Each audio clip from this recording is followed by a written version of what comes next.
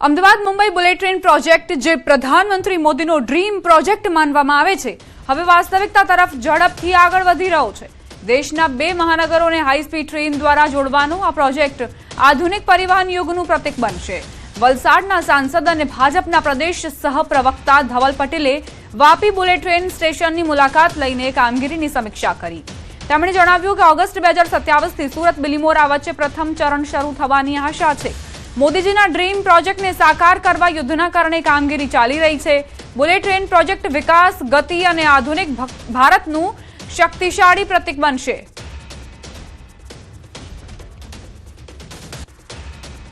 પહેલું સેક્શન સુરત થી બિલીમોરા આપણો સરકારનો ટાર્ગેટ છે કે 15મી ઓગસ્ટ 2027ના પહેલા ચાલુ કરીએ અને પછી બીજું સેક્શન સુરત થી વાપી સ્ટાર્ટ થશે। તો આ પૂરા વિસ્તારની અંદર જે આપણા લોકો ટ્રાવેલ કરે છે એમને ટ્રાવેલમાં પણ એકદમ એમને સેફટી મળશે। આ જ રીતે મોદી સાહેબ પૂરા દેશભરમાં આ રીતના કનેક્ટિવિટી થાય ને દેશનો વિકાસ થાય એના માટે હંમેશા તત્પર છે। અમદાવાદ મેટ્રો રેલ પ્રોજેક્ટને લઈને મોટા સમાચાર પ્રાપ્ત થઈ રહ્યા છે। ફેઝ 2A ને મંત્રીમંડળે મંજૂરી આપી। કોટેશ્વર રોડથી એરપોર્ટ કોરિડોરના ફેઝને મંજૂરી। ફેઝ 2A કાર્યરત થતા મેટ્રો રેલ નેટવર્કમાં વધારો થશે। અમદાવાદ ગાંધીનગરમાં 77.63 કિલોમીટર સક્રિય મેટ્રો રેલ નેટવર્ક હશે। ફેઝ 2A માં પ્રથમ આશ્રમ રોડ, કોટેશ્વર પ્રાચીન મંદિર સ્ટેશનોનો સમાવેશ થશે। સાબરમતી નદી, સરદારનગર અને એરપોર્ટનો સમાવેશ। પ્રોજેક્ટ માટે અંદાજિત 2169 કરોડનો ખર્ચ થશે।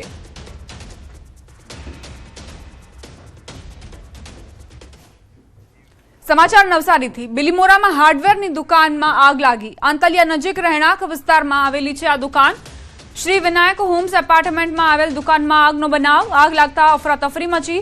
બિલીમોરા નગરપાલિકાના ફાયર ફાઇટર ઘટના સ્થળે પહોંચ્યા। આગને ઓલવવાના પ્રયત્નો શરૂ કરાયા છે। હાર્ડવેરની દુકાનમાં આગ લાગી, જેને જોતજોતામાં વિકરાળ સ્વરૂપ ધારણ કર્યું। આસપાસના જે વિસ્તારના લોકો છે તે એકત્રિત થઈ ગયા। ફાયર વિભાગને જાણ કરવામાં આવી છે। ફાયર વિભાગના જવાનોએ આગને ઓલવવાની કામગીરી શરૂ કરી છે। અમદાવાદ મ્યુનિસિપલ કોર્પોરેશનને બોમ્બથી ઉડાવી દેવાની ધમકીનો મામલો। બોમ્બ સ્ક્વોડની ટીમ દ્વારા તપાસ કરતા કોઈ શંકાસ્પદ વસ્તુ નથી મળી, જે બાદ તંત્રે રાહતનો શ્વાસ લીધો છે। ફરી એક વખત ધમકીનો આ સિલસિલો શરૂ થયો છે। મ્યુનિસિપલ કોર્પોરેશનને બોમ્બથી ઉડાવી દેવાની ધમકી આપવામાં આવી।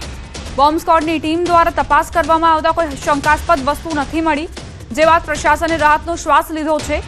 પરંતુ અહીં જરૂરી એ છે કે આખરે આ જે ધમકીભર્યા મેલ કરવામાં આવે છે તે કયા આઈપી એડ્રેસથી કરાય છે? વારંવાર કેમ આ જ પ્રકારની મોડસ ઓપરેન્ડીનો ઉપયોગ કરીને જે આરોપીઓ છે તે અફરાતફરીનો માહોલ સર્જે છે?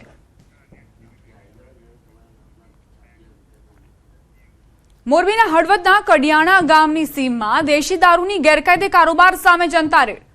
તે દરમિયાન ગ્રામજનોએ સ્થળ પરથી અંદાજે 12 જેટલા કેરબા ઝડપી પાડ્યા। સ્થાનિકોનો આરોપ છે કે છેલ્લા ઘણા સમયથી અહીં દેશી દારૂ બનાવવામાં આવે છે। બીજી તરફ જનતા રેડ બાદ પોલીસની કામગીરી પર પણ સવાલ ઉઠ્યા છે। જો જનતા ત્યાં પહોંચી શકતી હોય તો આખરે પોલીસ શું કરી રહી હતી? શું અહીં પોલીસ આ બુટલેગરો પાસેથી હપ્તા વસૂલે છે એટલે કોઈ કાર્યવાહી નથી કરી રહી? કડિયાણા ગામની સીમમાં દેશી દારૂ ઝડપાયો છે। આ ગેરકાયદે કારોબાર ઝડપાયો છે। ત્યાં જનતા પહોંચી, જનતાએ કઈ રીતે ખોદકામ કરીને અંદરથી કેરબા કાઢ્યા છે તે આપ જુઓ। બુટલેગરનું મગજ તો જુઓ, તેણે આ કેરબા છુપાવવા માટે અહીં ખોદકામ કરીને ખાડા ખોદીને તેની અંદર કેરબા છુપાવ્યા હતા। પરંતુ જનતા જ્યારે પહોંચી, લોકોએ અહીં ખાડા ખોદીને કેરબા બહાર કાઢ્યા। કઈ રીતે દેશી દારૂ ઢોળવામાં આવ્યો તેના દ્રશ્યો પણ સામે આવ્યા છે। આખરે પોલીસની નજર સામે આ કારોબાર ચાલી રહ્યો છે કે કેમ તે એક મોટો સવાલ। સંવાદદાતા રવિ જોડાઈ ગયા છે વધુ જાણકારી સાથે। રવિ, જનતા અહીં પહોંચી શકતી હોય તો પોલીસ કેમ નહીં? બિલકુલ, હળવદ તાલુકાના કડિયાણા ગામની સીમમાં દેશી દારૂની જનતા રેડ થઈ છે। એમાં 12 જેટલા કેરબા ગ્રામજનોએ ઝડપી પાડ્યા છે। છેલ્લા ઘણા સમયથી અહીંયા દેશી દારૂ બનાવતા હોવાના આક્ષેપો આવ્યા છે। જનતા રેડથી પોલીસની કામગીરી સામે અનેક સવાલો પેદા થયા છે। અગાઉ પણ આજથી 15 દિવસ પહેલા પણ ભાજપનો એક નેતા છે તે દેશી દારૂની ભઠ્ઠી ચલાવતા ઝડપાયો હતો। તેની પર ગુનો પણ દાખલ કરવામાં આવ્યો હતો। ફરી એક વખત અત્યારે કડિયાણા ગામની સીમમાં કડિયાણા ગામના લોકોએ જનતા રેડ કરી અને દારૂનો વેપલો બહાર પાડ્યો છે। ત્યારે સ્થાનિક પોલીસ ઉપર ચોક્કસ સવાલો પેદા થઈ રહ્યા છે। આભાર રવિ, જાણકારી આપવા માટે। તો બુટલેગરોને કાયદાનો કોઈ જ ડર રહ્યો નથી। તેમાં ગેરકાયદેસર કારોબાર ચાલી રહ્યો હતો, પરંતુ જનતા જ્યારે અહીં પહોંચી ત્યારે કેરબા કાઢવામાં આવ્યા અંદરથી। જમીનની અંદર આ કેરબા દાટેલા હતા. કેરબા કાઢીને દારૂ જે છે તેનો નાશ કરવામાં આવ્યો છે. સવાલ અહીં એ કે જનતા અહીં પહોંચી શકતી હોય, આ બુટલેગરો સામે બાથ ભીડી શકતી હોય તો પોલીસ શું કરી રહી હતી? શું પોલીસ સ્ટેશનની અંદર બેસીને કાર્યવાહી કરશે પોલીસ, કે પછી આ બુટલેગરો પાસેથી હપ્તા વસૂલીને પોતાના ઘર ભરી રહી છે એટલે જ કંઈ નથી બોલતી આ બુટલેગરો સામે? દેશી દારૂના અડ્ડા પર જનતા રેડ કરવામાં આવી, 12 જેટલા કેરબા ઝડપી પાડવામાં આવ્યા. લાંબા સમયથી આ ભઠ્ઠી ધમધમતી હોવાનો આરોપ છે. સ્થાનિક જે લોકો છે તેઓ બરબાદ થઈ રહ્યા છે. કેટલાક એવા પણ યુવકો છે કે આ બુટલેગરો પાસેથી દારૂ ખરીદી પોતાનો જીવ જોખમમાં મૂકી રહ્યા છે. દરરોજ આ દેશી દારૂનું સેવન કરીને બીમારી પોતાને આમંત્રણ આપી રહ્યા છે બીમારીઓને. સાબરકાંઠાથી સમાચાર. હિંમતનગરમાં દારૂબંધીના ધજાગરા. સ્ટેટ હાઈવે પર દારૂની હેરાફેરીનો પર્દાફાશ. બુટલેગરનો મોપેડની ડેકીમાં દારૂ મૂકતો વિડીયો સામે આવ્યો. બુટલેગર ડેકીમાં દારૂ રાખીને વેચાણ કરતો હતો. વિડીયો બનાવનારે બોટલ રસ્તા પર ફેંકી દીધી. પોલીસે આરોપીની શોધખોળ શરૂ કરી છે. હિંમતનગરમાં દારૂબંધીના ધજાગરા ઉડાવતો આ વિડીયો જુઓ. સ્ટેટ હાઈવે પર દારૂની હેરાફેરીનો પર્દાફાશ થયો છે. બુટલેગરનો મોપેડની ડેકીમાં દારૂ મૂકતો વિડીયો સામે આવ્યો છે. બુટલેગર ડેકીમાં દારૂ રાખીને તેનું વેચાણ કરતો હતો. આ બુટલેગરને કોઈ જ ડર નથી. તે પોતાના ગ્રાહકોને આ ડેકીમાંથી છુપાવીને લાવેલો દારૂ વેચતો હતો. હવે તેનો વિડીયો સામે આવ્યો છે. આશા રાખીએ કે પોલીસ ઝડપથી કાર્યવાહી કરે, જેથી આ બુટલેગર ફરીથી સક્રિય ન થાય, ફરીથી એક્ટિવ ન થાય.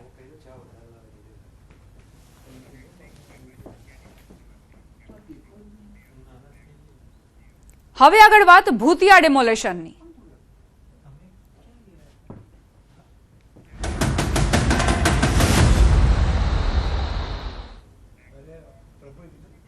સુરતના નાસિરનગરમાં થયેલા ભૂતિયા ડિમોલેશનના મામલાને લઈને ડિમોલેશન દરમિયાન મહાનગરપાલિકા અને પોલીસ હાજર ન હોવાનો આરોપ કરવામાં આવ્યો છે. જોકે હવે સામે આવેલા સીસીટીવી ફૂટેજમાં સુરત એસઓજી પોલીસ ડિમોલેશન સમયે સ્થળ પર હાજર હોવાનું સ્પષ્ટ થયું છે કે ત્યાં પોલીસ હાજર જ હતી જ્યારે આ ડિમોલેશન કરવામાં આવ્યું. ભૂતિયા ડિમોલેશનને લઈને આ મોટો ખુલાસો. ડિમોલેશન દરમિયાન મહાનગરપાલિકા અને પોલીસ હાજર ન હોવાનો આરોપ મૂકવામાં આવ્યો હતો. સંવાદદાતા કીર્તેશ જોડાઈ ગયા છે વધુ જાણકારી સાથે. કીર્તેશ, સીસીટીવીની શું હકીકત?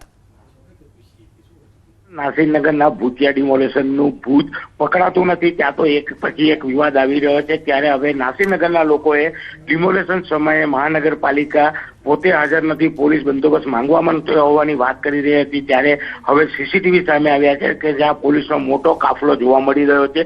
ડિમોલેશન દરમિયાન લો એન્ડ ઓર્ડર ના ખરવાય અને ડિમોલેશનમાં જે લોકો નડતરરૂપ થાય તેને હટાવવા માટે પોલીસ બોલાવવામાં આવી હોય તેવા પુરાવા નાસિરનગરના લોકોએ મોકલ્યા છે. ત્યારે બીજી બાજુ પોલીસનું કહેવું છે કે મહાનગરપાલિકા દ્વારા લેખિતમાં 30 પોલીસ કર્મચારીઓનો બંદોબસ્ત માંગવામાં આવ્યો હતો. નાસિરનગર એવો વિસ્તાર છે કે જ્યાં અસામાજિક તત્વો રહે છે, જેને લઈને પોલીસ વિભાગ દ્વારા ખાસ સ્પેશિયલ ઓપરેશન ગ્રુપ એટલે કે એસઓજી ને લો એન્ડ ઓર્ડર જળવાઈ રહે તે માટે ત્યાં સતત પેટ્રોલિંગ કરવાના આદેશ આપવામાં આવ્યા હતા. એટલે કે 30 માણસના પોલીસ બંદોબસ્તની માંગણી મહાનગરપાલિકાએ કરી હોવાનો પોલીસ પાસે લેખિતમાં પુરાવો છે. એટલે કે સમગ્ર ઘટનામાં ડિમોલેશનનું ભૂત મહાનગરપાલિકાના કર્મચારીઓ અને અધિકારીઓ છે, પણ આ ભૂત પોતે ના પકડાય એના લઈને તમામ મામલો બીજા પર ઢોળી રહ્યા છે. ત્યારે ટૂંક સમયમાં આ મામલે સુરત પોલીસ મોટા ખુલાસા કરે તેવી શક્યતાઓ છે, કારણ કે મહાનગરપાલિકાના અધિકારીઓ પોતે ડિમોલેશન કરવા ગયા નથી, પોતે પોલીસ નથી બોલાયા હોવાની વાત કરે છે. ત્યારે સીસીટીવીમાં પોલીસ જોવા મળી રહી છે અને પોલીસ કહે છે કે તેમની પાસે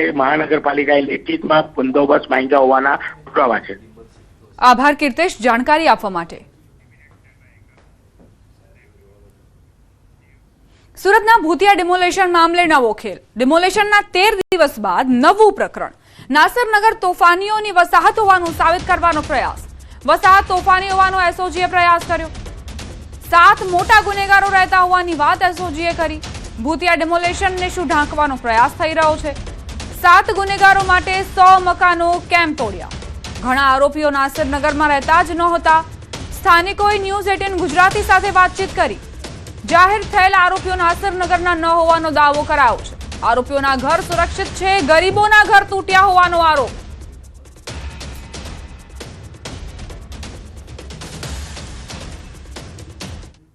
ભૂતિયા ડિમોલેશનનું ભૂત તો પકડાતું નથી, પણ હવે આ નાસિરનગરના ડિમોલેશનમાં એક નવું ભૂત સામેલ થયું છે. 7 જેટલા ગંભીર પ્રકારના આરોપીઓ છે તે નાસિરનગરમાં રહેતા હતા અને ગુજરાતમાં દાદાનું બુલડોઝર અસામાજિક તત્વોના મકાન ઉપર અને સરકારી જમીન પર કબજો કરતા હોય તેવાના મકાન ઉપર બુલડોઝર ફરતું હોય છે, ત્યારે આ વિવાદમાં હવે સુરત પોલીસ 12મા 13મા દાડે કૂદી છે અને આરોપીઓના ઘર તોડ્યા હોય તેવા પ્રકારની साबित करने प्रयास कर रहे स्थानिक लोग આપણે એમની સાથે વાત કરીએ। जो 7 आरोपी है वो नासिर नगर में रहते थे, क्या कहोगे? इसमें से एक ही बंदा नासिर नगर में रहता है जो गैरेज में भी काम करता है।